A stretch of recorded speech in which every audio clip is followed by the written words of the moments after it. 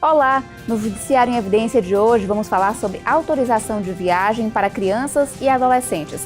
Veja também, o Comitê de Governança do Tempo de Justiça discute avanços do programa e conheça a trajetória da irmã Conceição Dias, uma das 4 homenageadas com a medalha Clóvis Bevilacqua, a maior honraria do Judiciário cearense.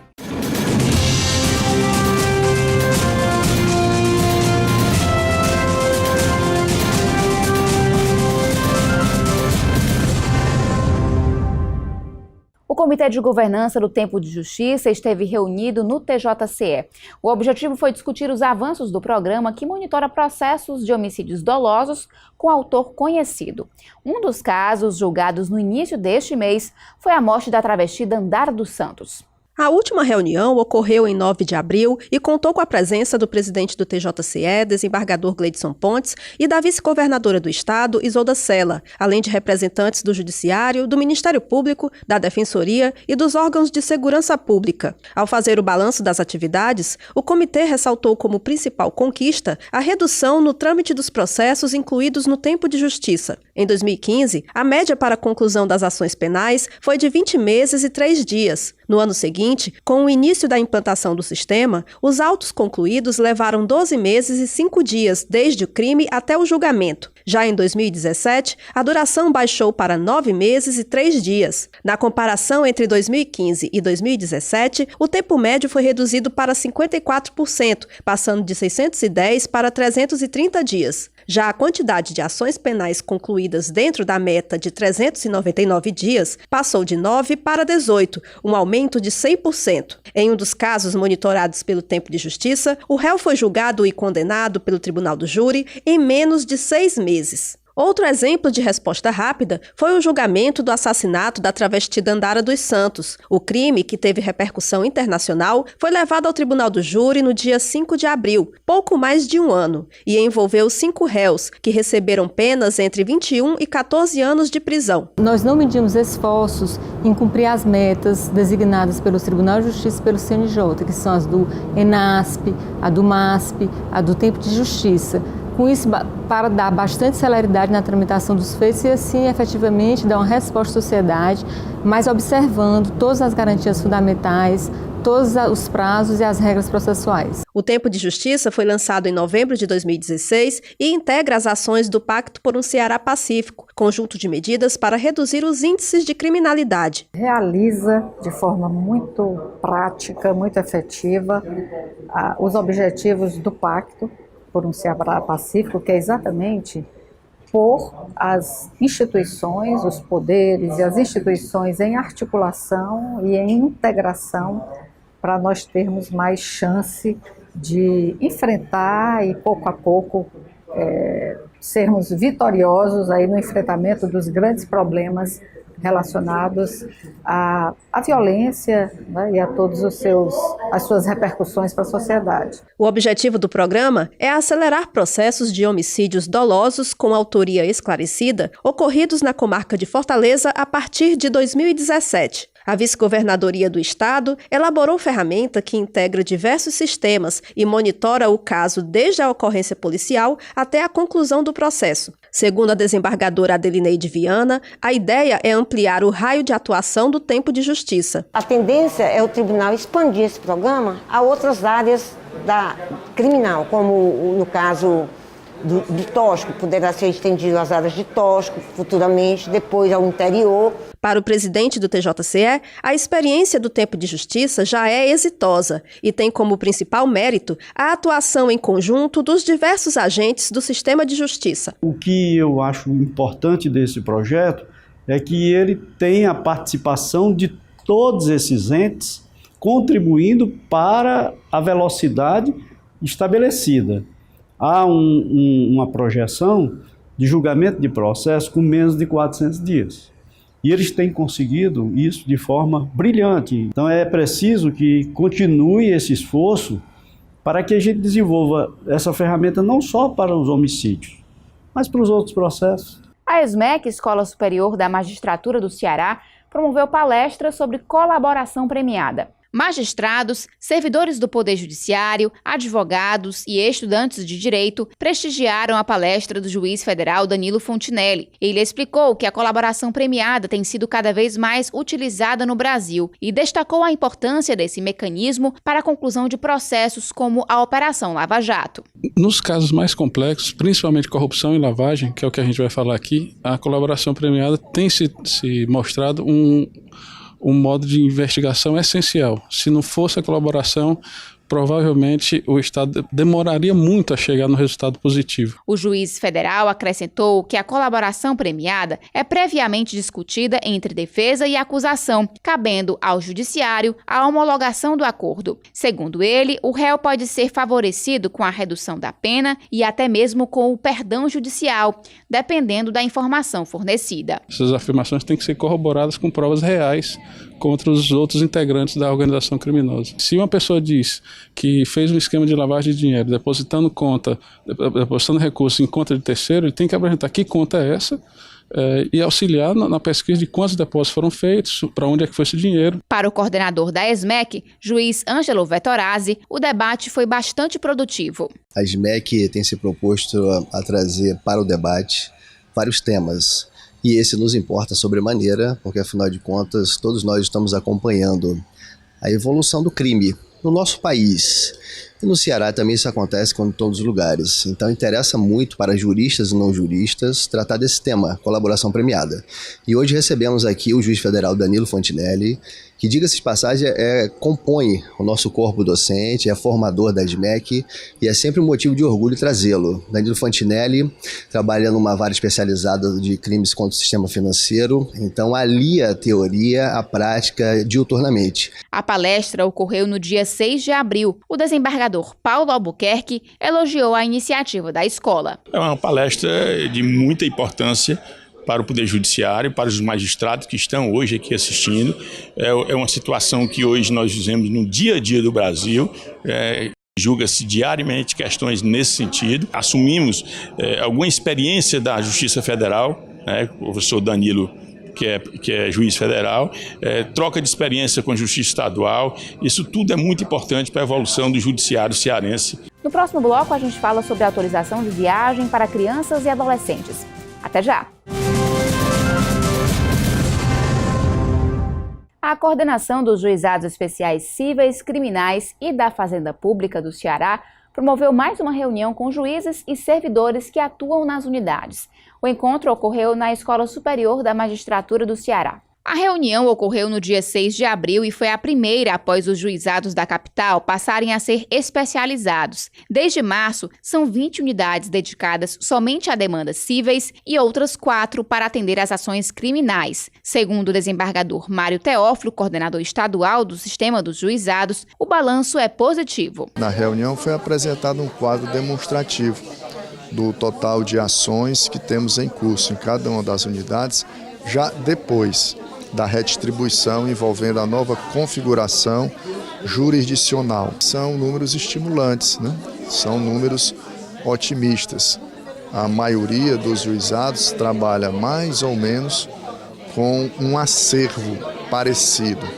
Não há muitas discrepâncias ou várias unidades com números tão díspares. Creio que ainda esse ano, provavelmente, teremos um número bem aproximado da uniformização que desejamos, numericamente falando, para o acervo das unidades dos juizados de um modo geral. Além de debaterem os impactos na reestruturação e redistribuição de processos dos juizados, os participantes trataram do andamento do sistema de consulta dos julgados das turmas recursais em fase de testes. O curso de saúde suplementar, marcado para os dias 26 e 27 de abril no Fórum Dolo Barreira, foi outro tema. O grupo também discutiu a participação na 43ª edição do FONAGE, Fórum Nacional de Juizados Especiais, que será realizado de 13 a 15 de junho em Macapá, Macapá, no Amapá. Teve ainda debate jurídico com o objetivo de uniformizar o entendimento das unidades. A questão jurídica de hoje foi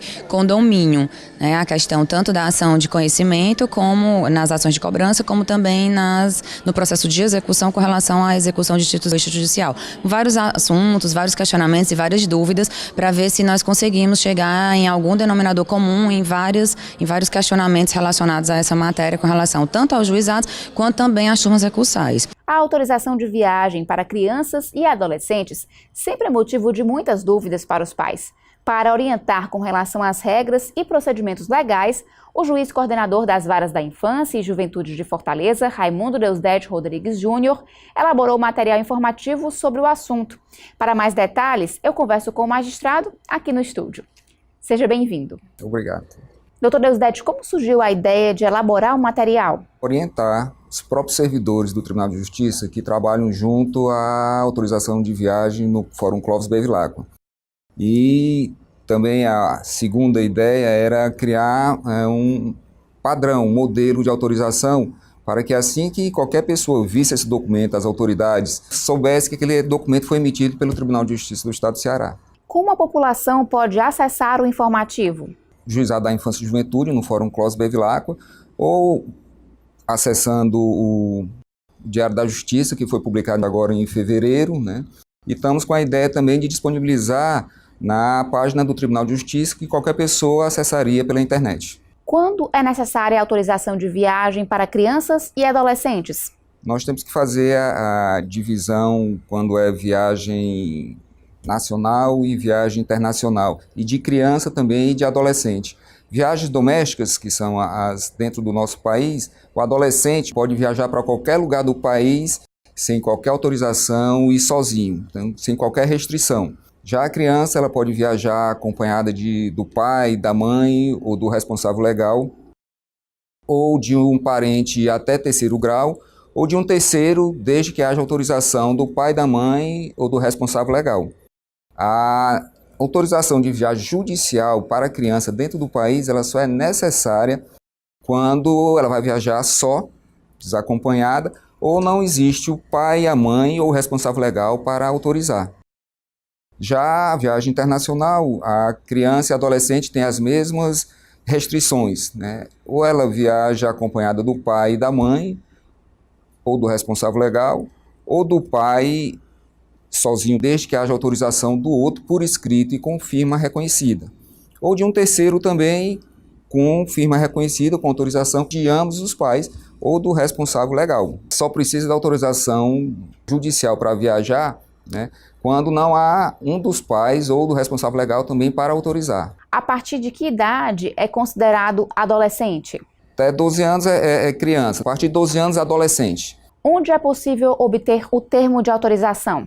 Junto ao Juizado da Infância e Juventude, no Fórum Clóvis Bevilacqua, ou junto aos postos dos agentes de proteção, que tem em todas as rodoviárias e no aeroporto de Fortaleza. Que documentos a pessoa maior de idade deve apresentar quando estiver viajando com a criança ou adolescente?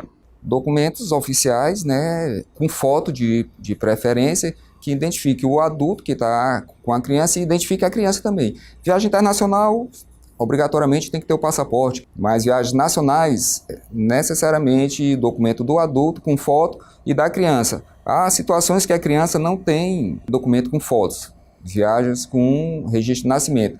O adolescente, quando vai viajar só com registro de nascimento, precisa de uma autorização judicial também. O ideal mesmo é tirar a identidade?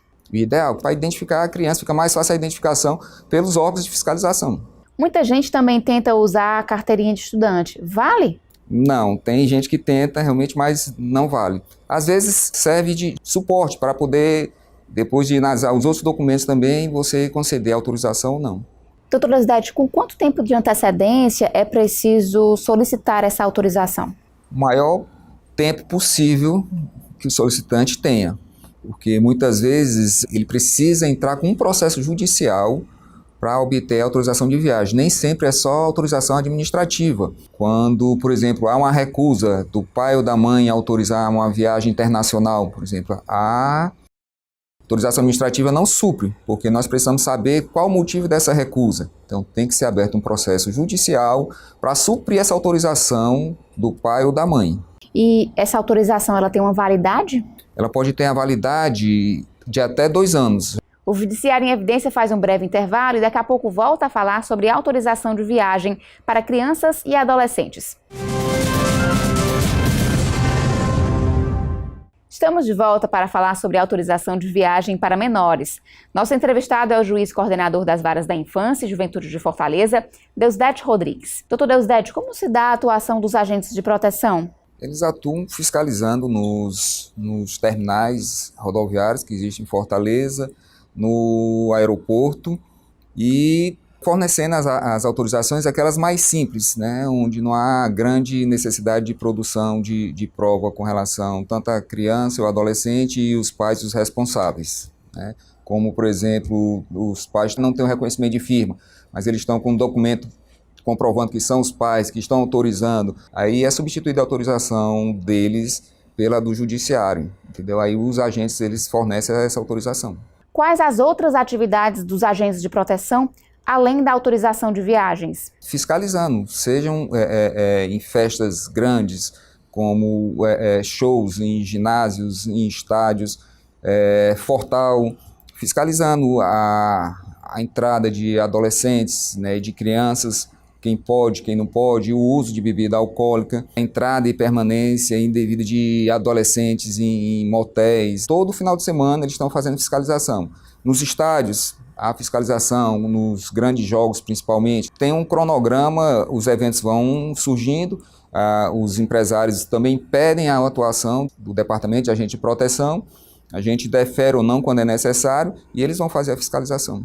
E a população pode denunciar se, de repente, perceber alguma irregularidade com relação à criança e adolescente? Sim, sempre. Procurando o Departamento de Agente de Proteção no fórum, o Juizado da Infância e Juventude também no fórum, né? E há um projeto nosso de criar um canal direto da população para fazer essas denúncias, não só de irregularidades cometidas por pais, empresas, né, casas de shows, como também a atuação do agente de proteção. Se ele está agindo correto ou não, vai haver um canal para que eles possam denunciar não só essas irregularidades das empresas, mas também dos agentes de proteção. Qual a responsabilidade das empresas e qual a pena para quem descumprir a lei? As empresas elas têm a obrigação de exigir a documentação tanto dos adultos que estão acompanhando as crianças e os adolescentes, como das crianças e dos adolescentes, né? Caso elas não façam isso ou levem em viagem criança e adolescente que não poderia viajar só ou acompanhada de quem não deveria, ou até também evite uma viagem com a criança e o adolescente estando com a documentação toda legal, ela pode ser responsabilizada civilmente por esse prejuízo que a criança, o adolescente ou os pais venham a ter. A autorização de viagem para menores é um assunto que pode ser apreciado no plantão do Poder Judiciário. O senhor também elaborou informativos sobre o fluxo de procedimentos nos plantões da Infância e Juventude de Fortaleza. Qual a importância dessa orientação? A autorização de viagem, só para complementar, há uma discussão, às vezes, de que a autorização de viagem não poderia ser apreciada em plantão judiciário. Só que as urgências, as viagens, elas podem acontecer a qualquer momento, no final de semana, no feriado, e se você precisa de autorização, o judiciário não pode se furtar a obrigação de apreciar e deferir ou não essa autorização de viagem. Com relação ao fluxo dos processos, dos procedimentos contra adolescentes e infratores, isso foi uma necessidade que os próprios colegas, né, me pediram, tinham dificuldade, colegas que não atuam com a matéria da infância e juventude, né? Aí eu fiz também para orientar não só os colegas, como os servidores que estão atuando no plantão judiciário, dando um norte para eles, né, que eles podem seguir ou não. Eu conversei com o juiz Deusdedio Rodrigues, coordenador das Varas da Infância e Juventude de Fortaleza. Obrigada pela entrevista. Eu que agradeço o convite. A irmã Conceição Dias, que está à frente do lar Amigos de Jesus, é conhecida em todo o estado pelo trabalho solidário. Já são mais de 30 anos de vida religiosa. As ações que beneficiam principalmente crianças e adolescentes com câncer também ganharam reconhecimento do Poder Judiciário. Ela é uma das 4 homenageadas com a medalha Clóvis Bevilacqua, maior honraria da Justiça cearense.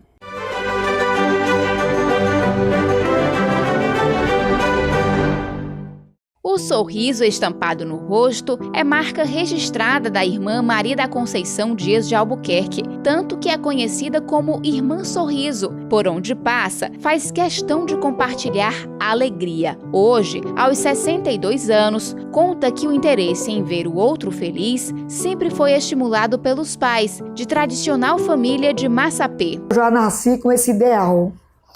Também herdei de uma família muito tradicional no catolicismo. A gente ia sempre à missa juntos. A minha catequese foi com meus pais, não foi na igreja, foi com meus pais. Isso foi me alimentando esse dom que tem no meu coração. A vida religiosa teve início em 1982. Além dos trabalhos no interior e na capital do Ceará, atuou no Pará e em Brasília, mas só 5 anos depois recebeu o chamado para a missão com crianças. Me dediquei às crianças com câncer em 87. Visitei o Hospital Infantil Alberto Seib e foi daí que a gente realmente ampliou mais o grande desejo de servir ao próximo, através das crianças com câncer. O Lar Amigos de Jesus foi fundado em dezembro de 2009. Atualmente passam por aqui por mês cerca de 250 crianças e adolescentes, além dos pais. Eles vêm do interior do Ceará e até de outros estados, e aqui encontram abrigo. 2009 concretizou realmente essa felicidade com a fundação do Lar Amigo de Jesus, da Associação dos Missionários da Solidariedade, que se dedica a evangelizar através da caridade, através da fraternidade e através da solidariedade. Uma casa é prédio, um lar não, um lar é aconchego, um lar você entra e quer ficar, uma casa você entra e quer sair logo, mas um lar não, porque tem amor, porque tem pessoas de bem, porque tem tudo para favorecer a cura das crianças. Então, ela sente essa energia de todas as irmãs, né? E eu tenho essa característica de ser muito feliz. Como religiosa, eu realizo assim essa prática do amor ao próximo totalmente. Por isso a gente canta, a gente vibra, a gente pula, passando para eles uma mensagem de esperança para a cura. Eu sempre digo, só existe vitória se existe uma batalha. Então vamos para a batalha do amor. Raquel tem 10 anos e está nessa batalha contra o câncer. O linfoma anti-Hodgkin foi descoberto no final de 2017. Desde então, ela e a mãe, a agricultora Florilda Rodrigues, se dividem entre o Trairi, onde vive a família, e o Lar Amigos de Jesus. O apoio da irmã Conceição tem sido fundamental desde o primeiro instante. Diz que a gente vai ficar boa com a alegria que ela dá. Ela fica brincando mais a gente. Aí quando ela se acorda, quando na mesma hora ela fica dando abraço na gente. A irmã Conceição é uma mãe. Uma mãezona assim, sabe? De chegar, se a gente precisar dela, ela ter sempre aquele sorriso com aquela palavra de apoio, de consolo. Para mim ela é essa mãe, amiga, conselheira, parceira. A irmã também é exemplo para os 22 funcionários e 70 voluntários. A associação ainda conta com mais 4 religiosas. O grupo é responsável por 15 projetos sociais que envolvem música, evangelização, recreação, reciclagem, entre outras atividades. O projeto Sorriso Largo, em parceria com o Poder Judiciário e outras instituições públicas e privadas, que beneficia crianças no mês de outubro, é outra iniciativa. Francineuma Gomes despertou para o voluntariado há 3 anos. Tudo começou no trabalho e a escolha pelo Lar Amigos de Jesus foi fácil. Várias instituições foram lá e a gente escolheu exatamente o da irmã, porque a irmã, ela tem essa alegria, ela parece que Deus está ali perto dela o tempo todo. Ela é uma pessoa assim, humana e é uma pessoa muito simples, uma pessoa simples, espontânea. Então ela não é uma coisa assim, simplesmente porque está fazendo, é porque ela é do coração dela. Coordenadora dos voluntários, Mônica Lima diz que a irmã Conceição representa um modelo de vida. A irmã Conceição, para mim, assim, é uma inspiração. Ela é um modelo de amor, de alegria, né, de solidariedade, de compaixão, caridade. Ela é um ser, para mim, ela é um ser iluminado. E tudo que eu vou fazer hoje eu pergunto, e a irmã Conceição, o que ela faria nessa situação, nessa condição, como a irmã Conceição agiria? Aí daí eu começo a perceber, né? Então daí eu comecei a tirar a irmã Conceição como modelo também, sabe? Esse modelo de vida, né, de amor ao próximo. Colecionadora de dezenas de homenagens de instituições públicas e privadas, a religiosa guarda com carinho cada honraria recebida. Mas descobrir que será agraciada com a medalha Clovis Bevilacqua teve um significado especial. Vai realmente fortalecer a nossa missão. Vai, especialmente porque do Clovis Bevilacqua, eu passei a vida toda lecionando, eu sou professora aposentada, na escola pelo grau Clovis Bevilacqua. Sei a história dele, que foi um jurista, que foi um professor, que foi uma pessoa de bem. Ele realmente fazia muitas coisas em favor do próximo, o bem comum das pessoas.